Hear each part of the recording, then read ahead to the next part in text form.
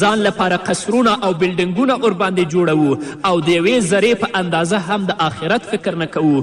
داسې فکر کوو چې موږ هیڅکله هم نه مرو او تل به ژوندي یو او یا هم به په آخرت او قیامت باندې هیڅ ایمان نه لرو. داسې کړنې ترسره کوو.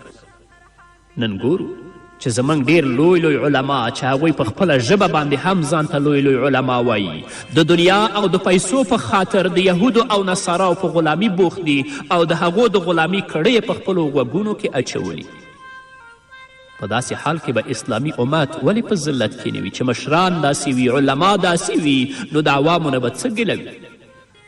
د دې خپرونو په اوریدلو به وپوهیږو چې خپل ژوند په څه ډول جوړ کړو او تر خپلې وسې زیار وباسو چې د صحابه کرامو رضی الله عنهم په شان خپل ژوند جوړ کړو تر څو پورې چې د مسلمانانو تللی عزم او برم بیرته په لاس راشي. دا په هغه صورت کې چې د آخرت ویره زموږ او ستاسو په زړونو کې پرته وي.